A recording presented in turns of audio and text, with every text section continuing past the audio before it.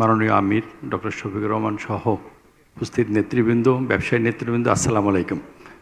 আমার সত্যি নিজেকে অপরাধী মনে হচ্ছে এখন কথা বলতে, কারণ আমরা এত সময় নিয়ে ফেলছি। এটা কোনো সেমিনারও না, আর এটা জাস্ট সালাম দেওয়া। এখন যারা যেসব নেতৃবৃন্দ আমাদের সামনে বসে আছেন, ওনাদের খালি টেলিফোন যে কত আসতেছে সারা বাংলাদেশ থেকে, কত সমস্যা, কত জায়গা মারামারি হচ্ছে, এখন হলো তাদের ছেড়ে দিতে হবে তাদেরকে। এই জন্য আমারকে যে সম্মানিত করেছেন এখানে, যে এই জন্য আপনাদের কাছে কৃতজ্ঞতা জানাই। আমি শুধু 2-3টা সাজেশন দিয়ে চলে যাব। প্রথম কথা হচ্ছে, আমাদের আমির সাহেব কিন্তু সব বলে দিয়েছেন। ওনারকে বক্তব্যে এমন কিছু নাই জন্য গুড গভর্নেন্স, তারপরে উনি আসলে কি করবেন, সমস্ত কিছু বলে দিয়েছেন। নতুন কিছু সংযোগ করার কিছু নাই। তবে এতটুকুই বলবো যে প্রথম যে জিনিসটা, আপনারা হয় সরকারে যাবেন, না হলে অপোজিশনে যাবেন। পজিশন তো একটা যাবেনই, তাহলে এটা তো শিওর, এটা তো নিশ্চিত হয়ে গেছে। তো এখন এই যারা লাল ফিতার কথা বললেন, এই জায়গায় কিন্তু আমি একমত না।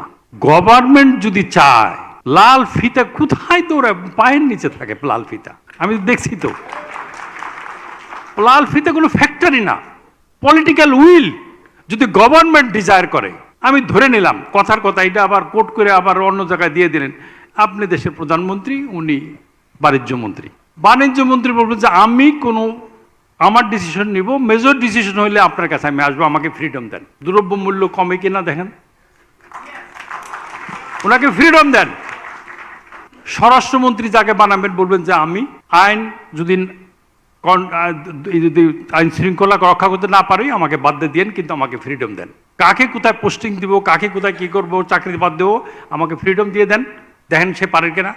গভর্নমেন্ট উইল ফোর্স, বিকজ আপনার কাছে সরকার আছে, আপনার নিজস্ব পার্টি আছে, আপনার সংগঠন আছে। আপনি যেভাবে চাবেন হবে না, মানে অবশ্যই হবে, কিন্তু সেই উইল ফোর্স আমাদের নাই। আজকে দেশের টাকা নাই কেন? আজকে দেখেন, কালকে একটা সেমিনারে মাহবুব ভাই একটা সেমিনারে আমি বলতেছিলাম, আমি প্রাইভেট সেক্টর মাত্র 6% লোন আমার জন্য আমি বরাদ্দ করতে পেরেছি, মাত্র 6। আর গভর্নমেন্ট লোন নিয়েছে ব্যাংকের থেকে 27%, কারণ সরকারি কর্মচারীদের বেতন দেওয়ার টাকা নাই, রাজস্ব নাই। জিডিপি এবছর 3.5% হবে। তাহলে আমি কর্মসংস্থান করবো কোথার থেকে, আমাকে যদি টাকা না দেন? আপনারা বলেছেন কর্মসংস্থান করবেন, কর্মসংস্থান তো আপনি করবেন না, করবেন তো আমাকে দিয়ে। তা আজকে আমাকে দিয়ে কেমনে করবেন? আমার ব্যাংকে টাকা নাই। তাই এর জন্য কি দায়ী কি? আমরা অবশ্যই, আমি আর সরকার মিলেই তো করছি, টাকাটা বিদেশে নিয়ে গেছি। তো সেই